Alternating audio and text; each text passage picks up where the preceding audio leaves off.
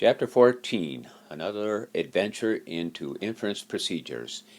In this chapter, we'll discuss the inference procedures surrounding the distribution of categorical variables, the chi-square procedures. In 14.1, video 1, we will take a look at the test for goodness of fit. This will be our introduction into the chi-square procedures. The goodness of fit procedure is sometimes known as the GOF test, goodness of fit. The purpose of our GOF chi-square inference procedure is to examine the distribution of proportions in a single population. And it will allow us to answer these type of questions here. Does a specified population distribution seem valid to us? Does it meet our expectations or fit our expectations? Has the distribution changed from some past measurement? It allows us to replace the one proportion z test that we learned about in a previous chapter with one test for all categories at the same time. Perhaps the review of distributions is in order here. Let me just quickly set up a table that represents a distribution. We will take a look at some categorical variables. The variable will be on the top, and the percentages will be on the bottom. So let's say we want to look at type of cars driven in the United States. We might want to put compact cars, sedans, and SUVs, and maybe just trucks. So we have four categories here, and if we take a random sample of cars driven on the road and come up with this sort of distribution, perhaps 20% of them were compact, 25 were sedans, and maybe 35 were SUVs. That gives me 80, and then another 20 would be trucks for 100%. So this distribution that we see right here, we want to know if that fits well with what the population of cars driven in the United States would be if we could actually go out and observe all the vehicles on the road. That would be a goodness of fit type test. Up to this point, we've looked at z distributions, or the normal curve, and we've also learned about t distributions. And now we're going to take a look at one other distribution. It's the chi-square distribution. And one thing you'll notice about this distribution, it always begins at 0. No negative numbers in the chi-square distribution. It will be skewed right. However, as the sample size gets, or the number of categories gets larger and larger, or the degrees of freedom gets larger, and this is related to the number of categories, the curve will become more normal. So if you see in our diagram here, a degree of freedom of 8, that distribution is beginning to appear a bit more normal. It's still skewed right, but it's certainly not as skewed as one that has a degree of freedom of just 1. Now those degrees of freedoms are going to be based on the number of categories that you have in your distribution minus 1.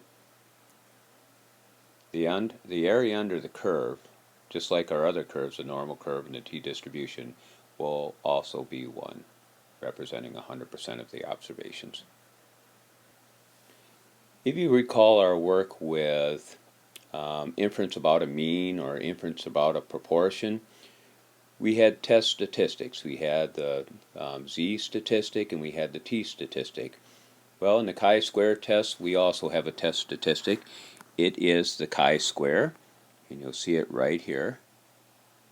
So that's our chi-square statistic, that Greek letter, chi.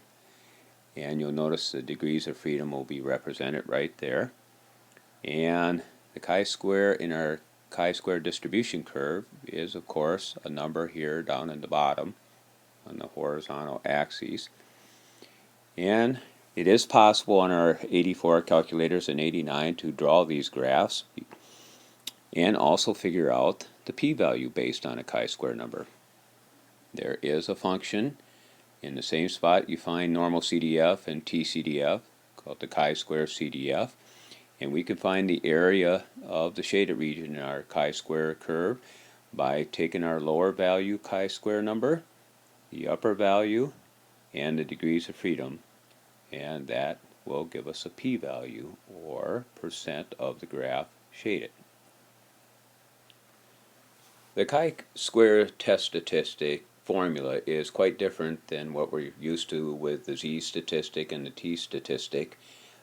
Take a look right here. You'll notice that this formula is based on what's known as the observed count and the expected counts. These allow us to take a look at proportions of categorical variables. If we calculate the test or test statistic chi-square, we will end up putting that chi-square number in the chi-square CDF formula.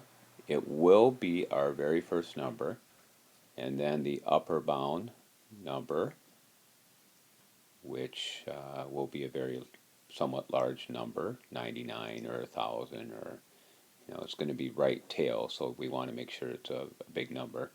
And then we also have to make sure we put the degrees of freedom in there. And remember, the degrees of freedom, that's equal to k minus 1. K represents the number of categories in our distribution. Just like our inference procedures for means and proportions, we will be following a set number of steps to outline this procedure. There's a 4-step procedure. We don't have an acronym for it, so we'll just have to kind of remember what those steps are. In the first step, we will state the hypothesis and identify the population. In our next video, when we go over the example, we'll be a little more specific as to how you exactly write these two hypotheses. But basically, we'll start out with some claim about the population distribution for our categorical variables. That'll be right here. And then we'll be testing to see if at least 2 of those proportions differ from that claim. In the second part, our conditions amount to 2 conditions. We want to make sure that all the individual expected counts, the E numbers, are at least 1. And we do not want to have too many of our numbers less than 5. So we say no more than 20% of the expected counts less than 5. You will have to display these E numbers, what we would expect based on somebody's claim for the distribution. So that will be stated in step number 2. In step number 3, that's when you are going to calculate the chi-square test statistic, and you'll be filling in this formula and stating what that is. And then we'll also get the p-value from that chi-square statistic using chi-square CDF. There is also a chi-square test on your calculator. You can run this under the test and get your test statistic and p-value off that as well, but you still need to fill in the formula here. As far as the decision that you're going to make and the conclusion, that again is based on what we've learned already in the past about inference. If the p-value is very low, lower than an alpha, that has been stated, then we will reject the null hypothesis. And if the p-value is greater than alpha, then we will fail to reject. And we will make sure we state that conclusion in the context of the problem. So this is the end of video 1, Introduction to Chi-square, Goodness of Fit. In the next video, we'll be walking you through an example of how to carry out the Goodness of Fit test.